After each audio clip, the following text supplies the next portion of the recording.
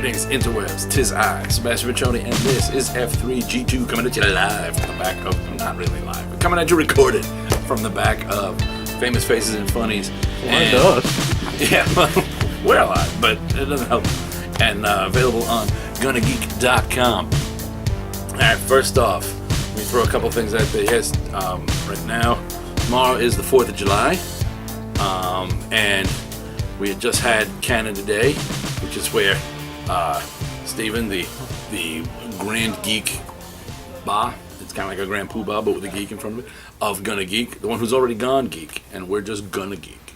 Right, the rest of us are catching up to Stephen's geekosity. So, it's a very patriotic week over here.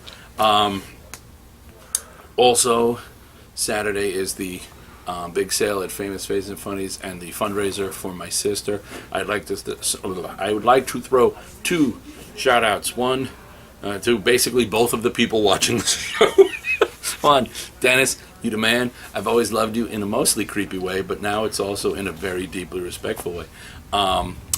And Peter Palmiotti, you are equally the man. And we should have a piece of Peter Palmiotti artwork to raffle off during the week, so you can, if you're local, come on by. If you're not local and you want to get in on the action, feel free to just look up Famous Faces and Funnies in Melbourne, Florida. Give a call, and you can, they can talk you through purchasing raffle tickets via La Telefono, which is almost any language for the telephone, and you can get in on that. Peter's sending a piece from his Bright Eyes webpage. Check that out.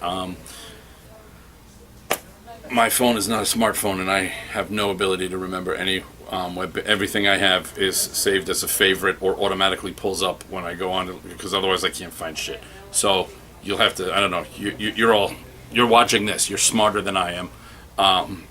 Actually, if you were smarter than I am, you wouldn't be watching this. But you were able to find it, which means you've got some kind of tech savvy. So that means you can figure out how to type into some search engine, Peter Palmiotti, Bright Eyes, and find that stuff. So check that out.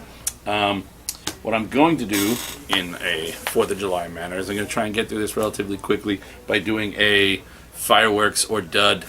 Fireworks being the best, dud being a dud. Firecrackers being impressive, but not, as impressive as fireworks. And then, who knows, maybe something will be. Last year we had something that was one of those little snakes. It's probably Teen Titans. That's how I'm going to do this, try and get through. Also, I didn't pick a book of the week this week because I was too busy to really think about it. The books are in. I'm going to let you in on a deep, dark secret of the behind the scenes of F3G2. Most of the time, the order I review the books in is just in the order that I read them, which is usually in the order that they put them in my bag. I'm not really that deep. Yeah, there's no organizational structure to my universe. Alright, so right off the bat, boom, we got Guardians of the Galaxy, Galaxy's Most Wanted. There's a lot of Guardians related stuff. I believe this one is pure movie verse, but I could be wrong. It's Groot and Rocket. Rocket is wanted, and he believes Groot's coming after him, but also so is everybody else for the bounty. But Groot is Rocket's buddy. He ain't gonna go against him. You've also got some Thor reprints with from Doug Mensch and Keith Pollard. It's the some Drax stuff, and then a random Thor reprint that has nothing, as far as I can tell, Guardians related whatsoever, unless it was just the backup story in that issue. Maybe it came with a little Tales of Asgard and they just reprinted that too. Because what are you showing me? He's showing me stuff. Bright Eyes. Oh, he's pulling up Bright Eyes. Look at this guy being all tech savvy. Now look at me being able to read a phone. So there's like a thing at the top that. So what's? Oh yeah. I can't understand computers or technology. I tell you, I push buttons, and yell a lot to other people. But I don't know. Find a web address and brighteyes.thecomicseries.com. brighteyes.thecomicseries.com. That works. That makes sense because it is Bright Eyes, and it is a comic series, and it is a .com. These things are so simple that I can't understand them ever. But yeah, look, there's some art. Not the page, but there's a page. Look, look at that. It's like Inception. You're watching this on a computer, and I'm holding up a phone with a picture from a computer. Whoa! It's like the interweb with the video with it. Whoa! It's madness. Next up is Action Comics. And a visit from Pac-Man. And yeah, Pac-Man noise because my child is a fool. So yeah, there's Action Comics number 33. Superman trying to deal with his doomsdayness. I think the Supergirl appearance was oddly done. It acted like he hadn't just seen her in the last part of Doomed, where she just was. With the rest of the Red Lanterns. He's like, what? What are you doing here? You just spoke to her like 8 minutes ago. Also, she seems a bit out of character, and that threw me a bit. But she's only in it for like, a couple of pages.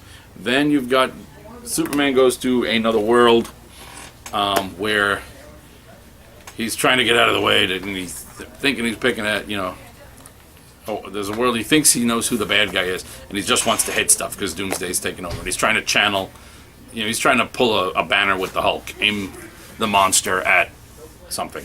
It doesn't work. I'm gonna go with, because I'm supposed to be keeping this. I forgot my own pattern because I got distracted by phones and thinking and Pac-Man. Firecracker? No, it's. Overall, I'm liking the Doomsday, the Doomed storyline has been a firecracker. Not full out fireworks, but a lot more impressive than I thought it was. This particular issue, I'm gonna go with Sparkler. Batman, Superman, fireworks. I know not everybody agrees with me on this, but and oddly, look at that. See, Greg Pak, how's that for rapid redemption? Sparkler, Greg Pak, fireworks. He saved it. This is a continuation from they've met Power Girl and they've met Power Girl and Huntress. They know about the other world. They're remembering their first appearance, their first crossover with Earth 2. And it's just, they knock it out of the park. Fireworks. Justice League 3000. Those little party poppers? Those little things, you throw them on the ground? No, the little ones. Oh, the snaps. The little snaps, and they go tch. Not really all that, involved or flashy. But they were always a lot of fun. You felt cool, That's what Justice League 3000 is. This is number 8. They bring back the Flash, sort of, as you can see. That's clearly not they haven't brought back Barry yet again. What they've done is they've mixed some Barry Flash power DNA with Terry of the quote-unquote Wonder Twins that were running Cadmus that just got killed by her brother last time. And she's going to be the new Flash. But, yeah. It's fun, but there's not a lot to it. Fireworks, like finale. Environmentally safe. Because Swamp Thing. Swamp Thing number 33. Probably my favorite. Earth. New 52 book. Fireworks. Amazing. Head trippy.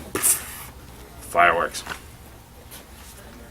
Star-Lord number 1, Firecracker. Lots of fun, lots of noise. Not exactly,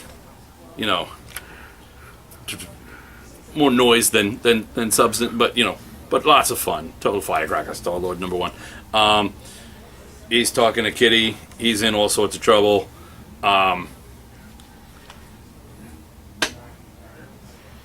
lot of these little Guardians tie-ins that we have here involve the Guardians being arrested. Just so you know. Movie verse or comic? This old verse. This is the you're upside down. This one's movie verse, and it's people trying to arrest Rocket. This one is comic verse, and Star-Lord has been arrested. Later we'll have Rocket, in which Rocket gets arrested. So you see, there's just arresting the Guardians. Original Sin #5. Meh. Sparkler. It's a kind of retouching of reimagining, first time telling of the secret origin of Nick Fury, lone guardian of Earth, as he was not Nick Fury, director of S.H.I.E.L.D., Nick Fury, lone guardian of Earth. He's the tech jacket. We'll get to that book, but according to this, Howard Stark appointed Nick Fury to be the tech jacket of the Marvel Universe, Earth 616. It's really, now you have to go read Tech Jacket to know what the that means. It means his job is to stop alien invasions of Earth. He's his job is to keep Earth safe from all of that shit. Make of that what you will. Caliban. If this was Earth 616, he'd be doing a crappy job. Because,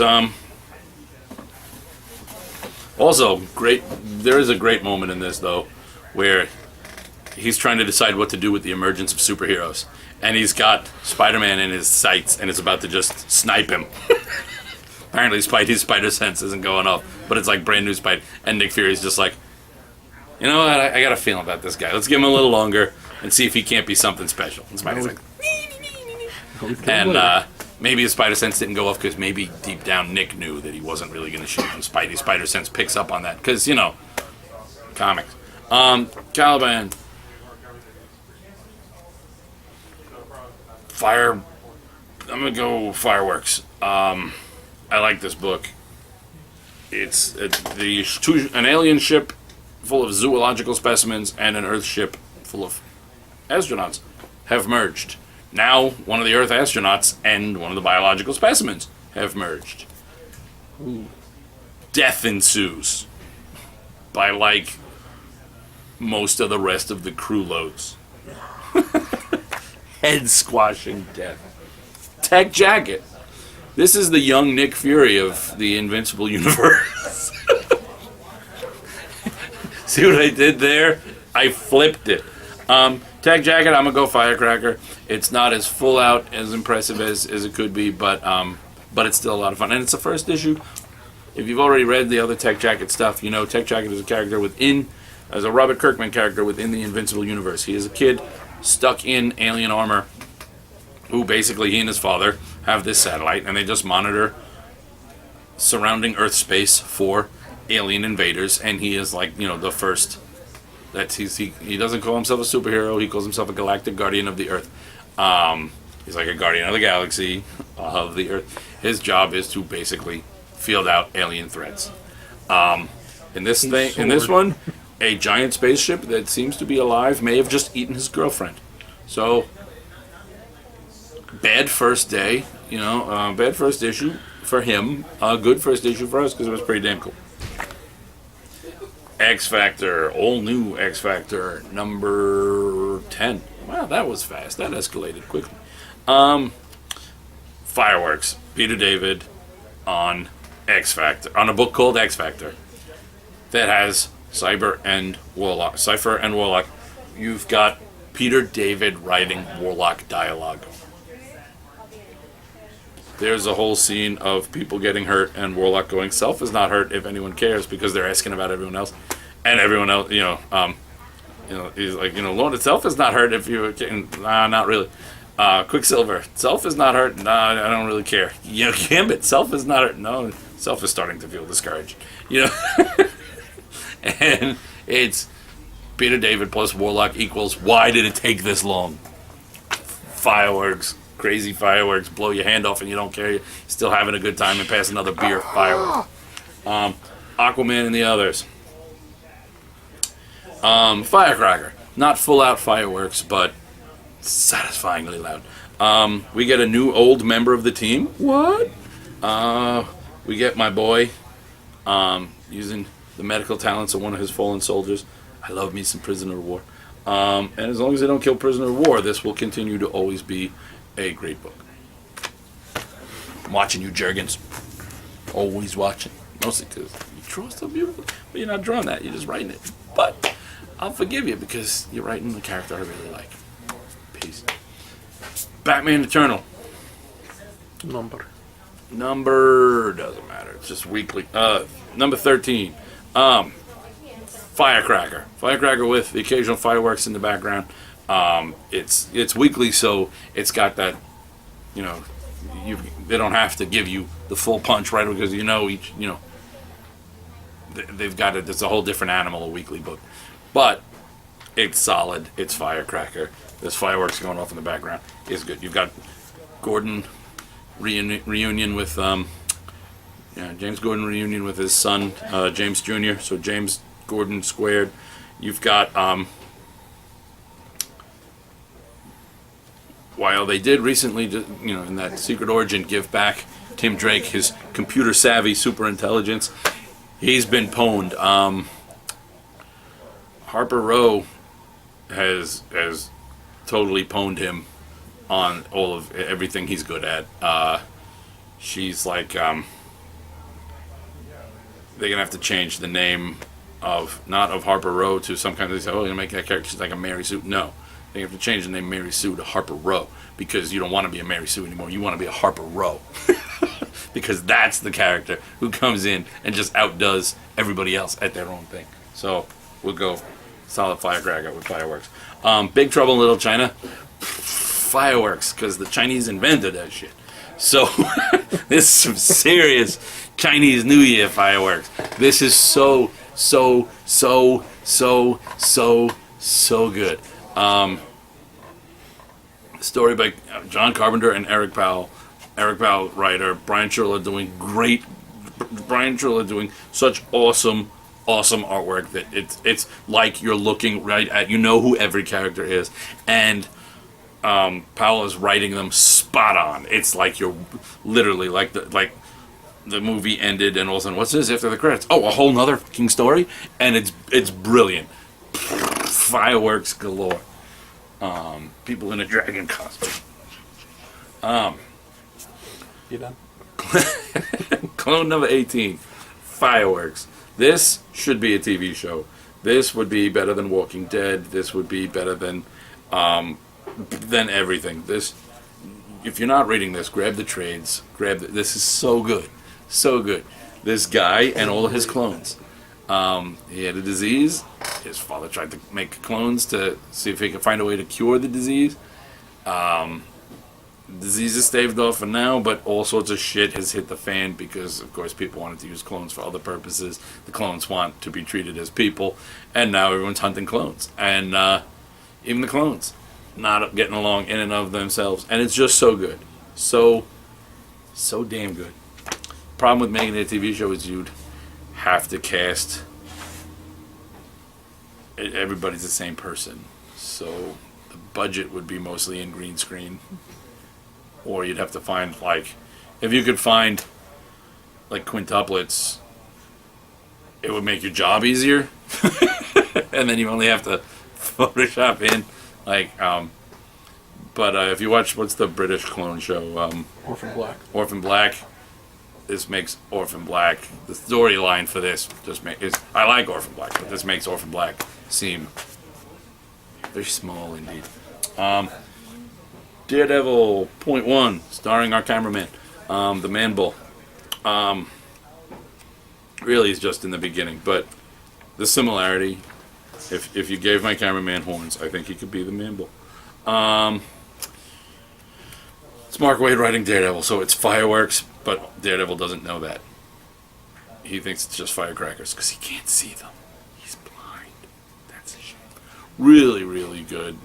You will believe a robot can break your heart. Earth 2. Interdimensional fireworks. So, I love this book. I do think that it was an unnecessary touch to, you'd already killed Superman. Why bring him back and make him evil? But, and in this issue, he's if you're thinking like, okay, he seems to be mind controlled by that one guy that seems to be controlling everybody. So how bad could it be? Well, his heat vision kind of works like Omega beams, and maybe Pa Kent shouldn't have yelled "Screw Darkseid." Just saying, evil Superman. But my new favorite Superman. Oh yeah, look what's gonna come down. Spoiler, last page. What? Superman versus Superman. And we get an explanation for why he has the House L symbol. It's cool. Apparently in this world, the Zods and, because his name is, he's Val-Zod. The Zods and the L's were not as oppositional as previous worlds would have us believe. So that's cool. And there's an actual reason for it. Also, there is another. It's like Yoda. Because apparently Val-Zod, Kal-El, Supergirl, and another were sent in these pods. So who knows who's going to show up. I'm hoping it's Crypto, but based on the uncomfortable pause he gives, he's like, it was Kal-El, his cousin, myself, and another. Maybe not. But I want an Earth 2 Crypto. Why not? Because I want one. Figment. This is it, boys. This is the snake. It's Jim Zub, so I expected a lot. It's Figment, so I was hoping for a lot. I got neither lot. So, little snake breaks. Turn your hand black. Yeah, just breaks off. Blows in wind. Green Arrow. Fireworks. They just announced that this team of Lemire and Sorrentino are leaving. I'm sad about that because that's gonna make me sad. The new creator, I don't know who the artist is, but the new writers will be the writers of Arrow. Two of the writers from Arrow. So I don't know. I like Arrow, the show. Don't get me wrong, but I've been loving this, and I will cry when it is over. That is all. Fireworks for now. We'll see what happens. Indestructible #7. More party snappers. It's fun. This is that book where the guy, everyone thinks he has invulnerability, but he has absolutely no superpowers, and he is the newest superhero. And his friend, his fat, drunk, loser friend, wants to be his sidekick, and comes up with, he calls himself Farmstrong. And when our hero, Farmstrong, he describes it. Yeah, it means one of those guys you find on a farm who looks like he doesn't work out, but he's incredibly strong. It's fresh. The guy's farm fresh. So yeah, basically what he means is those fat guys who look like just big fat guys and then turn out to be really powerful. Farm strong. But apparently, yeah. Specific, not like the Kingpin. You have to still have that kind of yokel farm look to you, I guess. Jackhammer #4. The final but not final Jackhammer. It's the final of this story. And there's, the next 2 issues, and then the next story arc will start up with the next full story arc. So I think the next 2 are standalone, or they just go together. And then there's the next little whatever. Either way, I'm gonna go full out fireworks for it. More, I don't want to say noir because it's not quite dark enough to be noir, but it's very how do I put it? Cool cop show with superpowers. Think kind of like Powers, but without Bendis dialogue, so stuff can still happen. and not every panel, every page doesn't have to have 62 panels or one panel with 62 word balloons. So like a Bendis X book. Yeah, we'll go with like, what if Bendis took a breath and thought it through before he wrote most of his usual stuff. So yeah, we wrap up our Black Smile, who is a superpowered serial killer storyline, but leave it open enough that Black Smile can come back for revenge in the future. Dun dun dun, revenge. Because it's good in these kind of things to have an arch nemesis. And we've got a little buddy cop action, and the kind of informant, stooge, lovable moron guy gets himself in trouble, and our square-jawed detective has to go in and save him while doing everything else. So it's just really, really good. I'm gonna go fireworks, full out fireworks, and it's got Action Lab. Yeah, Brandon Barrows writes this, and Ionic is the artist who I just really hope, I'm hoping that's like his actual. I want that to be a birth certificate name, is Ionic. I really do. That would be fantastic. I'm Ionic. Awesome. Magneto, full out fireworks with one firework that ends and makes a big question mark in the sky, almost like the riddle. There's Magneto number 6. Magneto is killing Marauders, which has been done before, but it turns out that's explained. When Mr. Sinister took the Marauders, he took their DNA and has these things that just churn out clones of them hidden across the world. So whenever, like if you kill the Marauders that, the original Marauders, the factory, wherever this machine, one of these machines is set up in like Tokyo, pops out more of them in Tokyo. Well, if you kill them, then, there's another DNA thing that pops them out in, like Iowa, and then, Brussels, and it just, so you can never fully kill them and they keep showing back up. Magneto decides he's going to break the cycle by finding this out, and he's resetting the programs, so the next set that's going to come out are going to be cloned mutants that will now work for him, because they make the perfect stooges for him. If he can, they have, in his mind, everything they do that helps him and his mutant cause is helping offset the horrors they've done to mutants back in the Fall of Mutants. Alright? And if they die along the way, good, they deserve that. But what he wants them to know is he's ended the cycle. If they die now, the other machines that are all taken care of, you're not getting them back. Now, the part that makes a big question mark for me is, Prism, Harpoon, who's the spinny guy? No, it was Whirlwind, Vortex, whatever. It was Vortex. There's all the different, Scalp Hunter. Well, there's all of them. But also, in one of these cloney canisters, is a Sabretooth. Now, does that mean that the Sabretooth, is that why Sabretooth's always back? Is every time Wolverine kills him, another one sets up somewhere? Or this Sabretooth looks like 90s Sabretooth. So, are we going to end up with Sabretooth and Sabretooth Light? I don't know. I don't know. Miles Morales, the Ultimate Spider-Man. Fireworks. Alright, we don't have much more in the Is Peter Parker back or not storyline, but we do have a hell of a lot more in the Is the Green Goblin back storyline, and and he's fucking shit up. It's so good. You need to read this. So fireworks. Number 1. What's it? Number 3. Futures End number 9. I want to know who this Superman is. Some part of me makes me think that it could be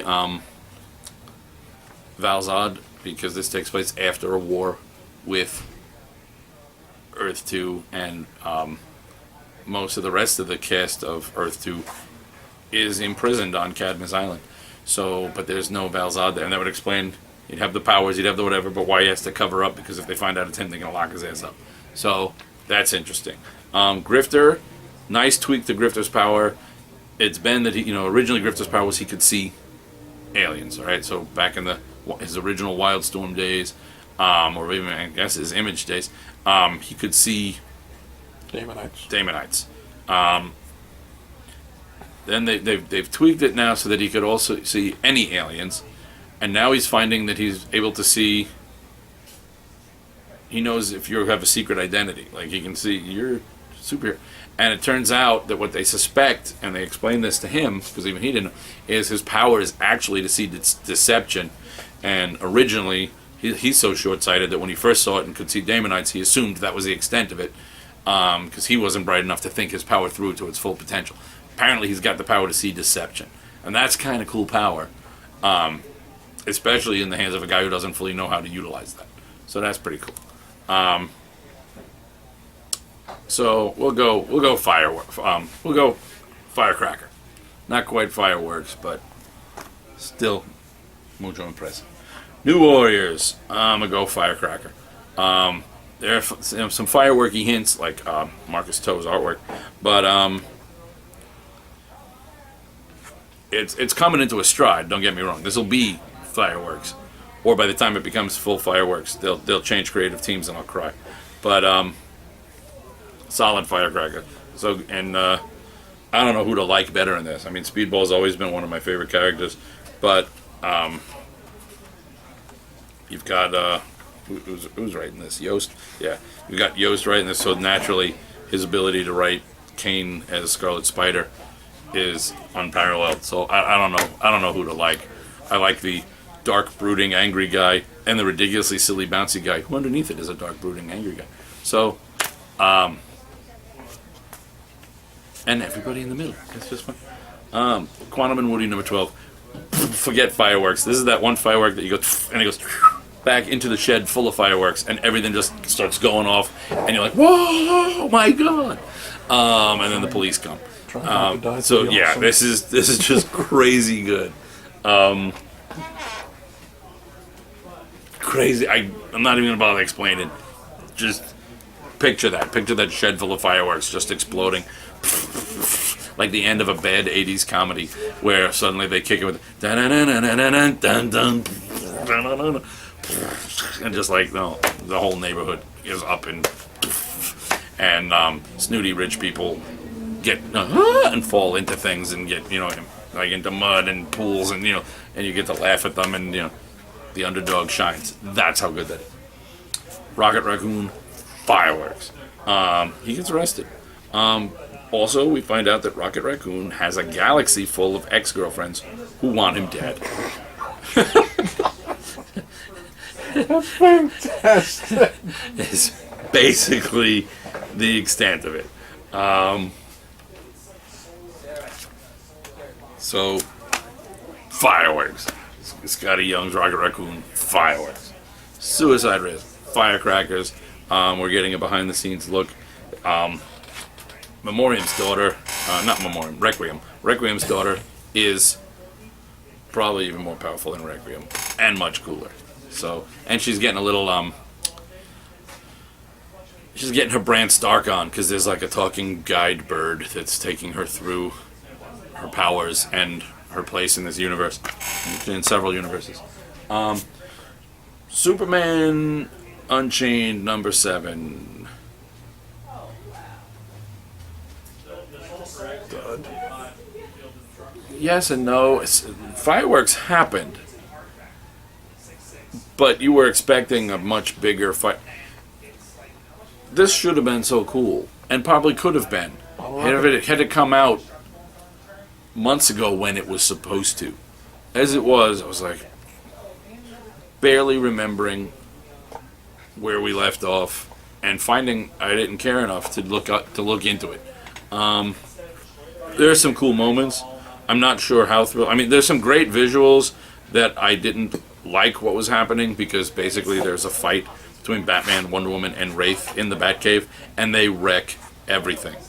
Also, apparently in 5 let's say that the past 2 years of DC Comics, in comic terms, have taken up 1 year. So we'll go with 6 in the past, like 6 years of New 52 verse. New 52. Forget how many Robins Batman went through. Apparently, in 6 years, he came up with like 32 Batmobiles, and just wrecks them all while telling Wraith, "Yeah, well, they're insured."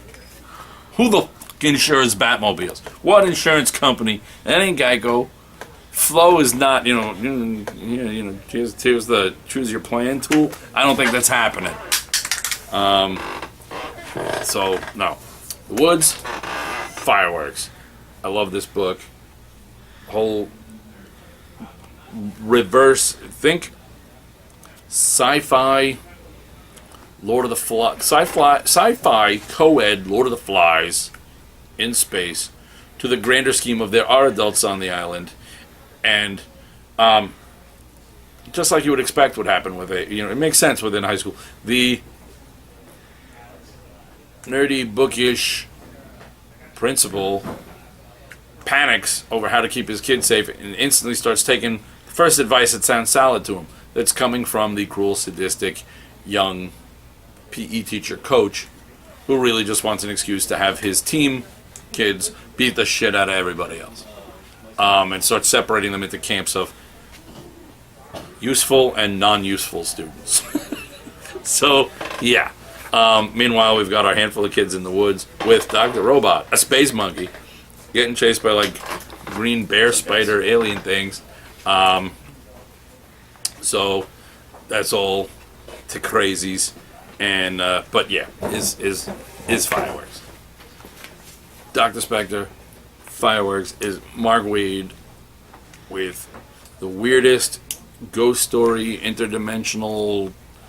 Am I real? Am I not real? What's going on? Am I in the same world? It's like a what done it and a how done it more than a who done it. And it's so good. I don't know how to explain it. That. Fireworks. And in a big fireworky trade paperback, the Fox Freak Magnet. I read the series, reviewed those, loved it. This is from Archie's Red Circle line. It's Dean Haspiel did the plot and line art, and Mark Waid helped with the, he did the script for Freak Magnets Part 1 through 4. Dean Haspiel, came up with the plot. Mark Waid wrote out the script, and then you've got some backups by James DeMatteis. It was just a lot of fun. I don't know what else to tell you. So, in the honor of 4th of July, you can go celebrate your freedom from listening to me by going about your weekend. Well, it'll be after 4th of July by the time you see this. But hey, the spirit of 1776 is still with you.